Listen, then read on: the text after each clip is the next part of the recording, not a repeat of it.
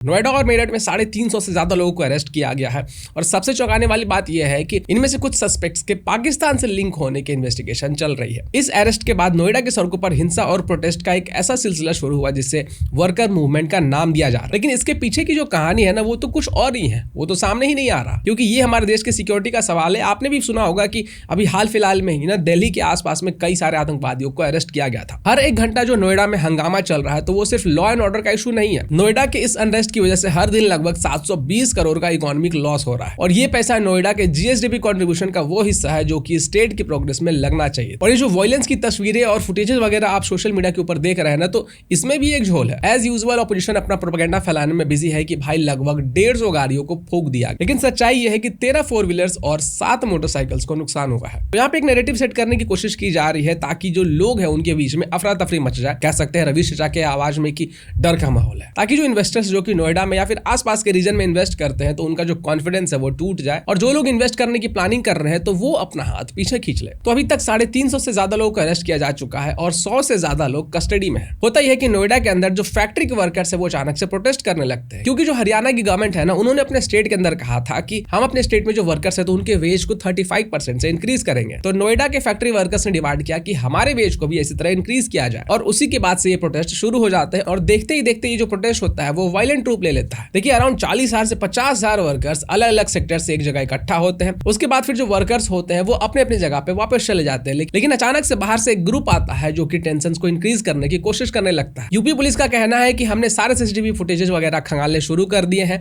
और ये जो ग्रुप है जो कि वायलेंस इंक्रीज करने की कोशिश कर रहे थे, टेंशन क्रिएट करने की कोशिश कर रहे हैं, तो इनको आइडेंटिफाई किया जा रहा है और फिर बढ़िया से इनकी खातिरदारी की जाएगी। अच्छा, अब सवाल उठता है कि ये जो प्रोटेस्ट हो रहा है तो क्या ये सब ऑर्गेनिक है, या जो एक्चुअल में जो लोग है वो प्रोटेस्ट कर रहे हैं, या फिर इसके पीछे कुछ और चल रहा है, कुछ साजिशें चल रही है। इसका जो पैटर्न है वो ग्लोबल कलर रेवोल्यूशन प्लेबुक के जैसा लगता है। इस स्क्रिप्ट में सबसे पहले लेबर को रॉ मटेरियल की तरह आइडेंटिफाई किया जाता है, फिर डोमेस्टिक पॉलिटिकल एक्टर्स खुद को वॉइस बनकर इंजेक्ट कर लेते हैं। उसके बाद एंटी नेशनल फोर्सेस या जियोपॉलिटिकल राइवल्स ग्लोबल इंस्टेबिलिटी का फायदा उठाकर लोकल अनरेस्ट को बढ़ा देते हैं। और नोएडा वाले प्रोटेस्ट में भी कुछ वैसा ही पैटर्न हमें देखने के लिए मिल रहा है। जैसा ही नोएडा ग्रो होना शुरू होता है, टॉप टियर मैन्युफैक्चरिंग हब बन रहा होता है, तभी इस तरीके के प्रोटेस्ट होने शुरू हो जाता है, ताकि जो प्रोग्रेस है उसको थोड़ा स्टॉल किया जा सके या फिर रोका जा सके। ये जो नोएडा है ना, तो ये हमारे देश के एक्सपोर्ट अर्निंग्स का एक बहुत बड़ा पिलर है। यहाँ की टेक्सटाइल्स हो गए, इलेक्ट्रॉनिक्स हो गए, और जो मैन्युफैक्चरिंग यूनिट्स है ना, तो वो ग्लोबल सप्लाई चेन्स को फीड करती है। यहाँ पे जब काम रुकता है तो सिर्फ बड़े इंडस्ट्रीज को नुकसान नहीं होता है, बल्कि उन 80% लोगों का नुकसान होता है जो कि छोटी एंसिलरी यूनिट्स में काम करते हैं। ये जो छोटी यूनिट्स होते हैं तो आप इनको इनविजिबल यूनिट्स भी कह सकते हैं। अब ये जो छोटी यूनिट्स होते हैं तो इनके पास कोई बफर नहीं होता है कि भाई अगर सप्लाई आना बंद हो गया तो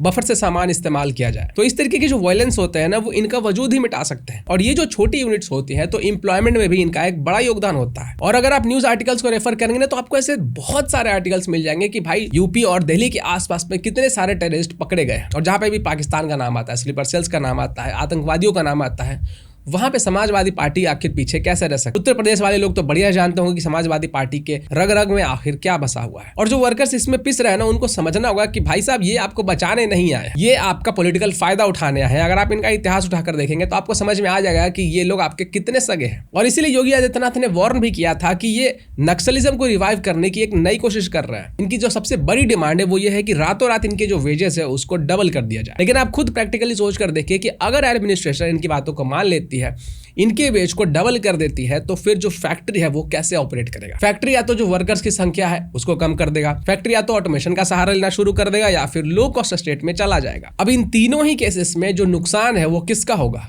समाजवादी पार्टी का थोड़ी ना नुकसान होगा। अखिलेश यादव के घर से पैसा थोड़ी नहीं जाएगा। अखिलेश यादव को तो पैसे आ ही रहे हैं। पैसे का नुकसान उनको होगा जिनकी की जॉब्स छिनेंगी। यूपी की गवर्नमेंट भी अग्री करती है कि हाँ भाई, हम भी वेजेस को इंक्रीज करेंगे, लेकिन प्रोग्रेसिव इंक्रीज होना चाहिए। ऐसे ही रातों रात डबल कैसे कर सकते हैं। ये भी बताया जा रहा है कि जो 5 डिमांड रखे गए थे इन वर्कर्स के द्वारा, तो उसमें से जो 4 डिमांड्स है उसको एक्सेप्ट कर लिया गया। और अगर लोग नहीं मानते हैं, इसी तरीके से प्रोटेस्ट चलते रहते हैं, तो हर दिन 720 करोड़ का नुकसान जो होगा स्टेट को वो तो होगा ही, साथ में जो लोग काम नहीं करेंगे तो उनके घर भी इंपैक्ट होंगे ही होंगे। अब जैसे जैसे इन्वेस्टिगेशन होगा, लोग पकड़े जाएंगे, तब समझ में आया कि भाई आखिर पाकिस्तान का क्या एंगल है यहाँ पे, किसके तार कहाँ से जुड़ रहे हैं, और समाजवादी पार्टी तक कौन कौन से तार जाते हैं।